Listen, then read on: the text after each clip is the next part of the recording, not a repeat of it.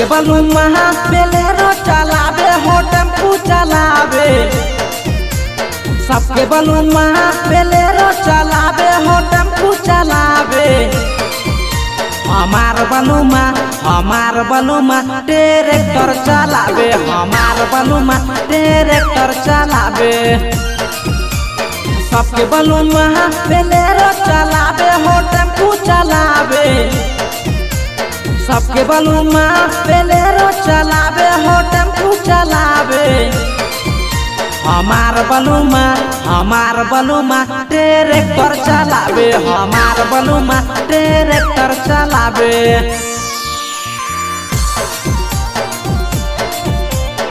इधर recording studio Shyam बाजार।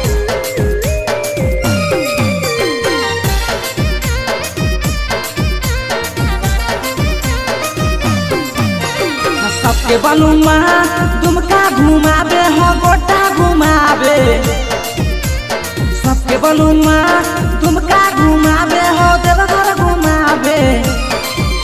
हमार बलुमा घरे अंगना घुमावे। हमार बलुमा घरे अंगना घुमावे। सबके बलुमा दुमका घुमावे हो गोटा घुमावे। सबके बलुमा दुमका घुमावे हो गोटा घुमावे। हमार बलुमा घरे अंगना घुमावे। हमार बलुमा घरे अंगना घुमावे।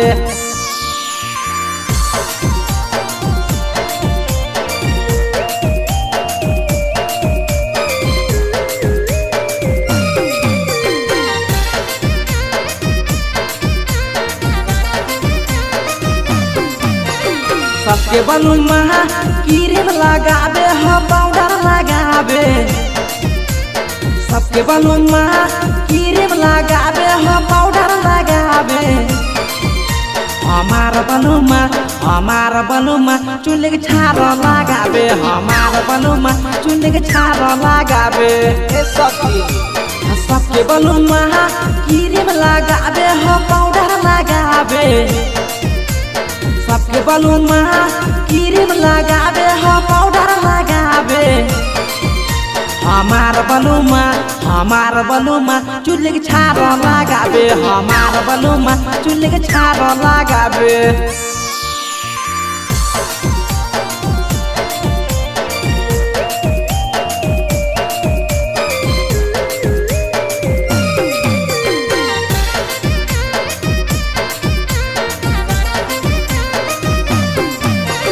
सबके बलुमा दिल्ली कमावे हो बम्बई कमावे। सबके बलुमा दिल्ली कमावे हो बम्बई कमावे। हमार बलुमा ईटा भाटा कमावे। हमार बलुमा ईटा भाटा कमावे।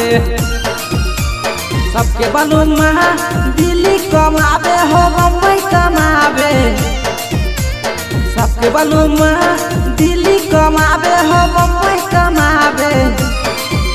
हमार बलुमा कलकत्ता कमावे। हमार बलुमा कलकत्ता कमावे।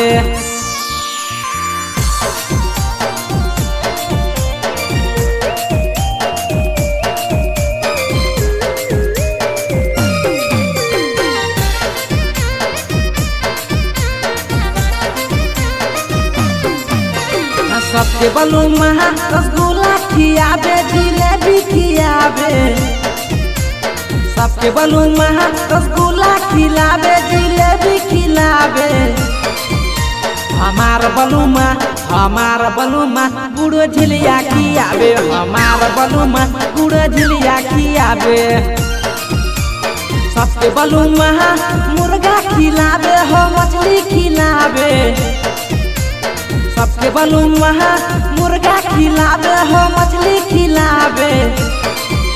हमार बलुमा आलू गोभी खिलावे। हमार बलुमा आलू गोभी खिलावे।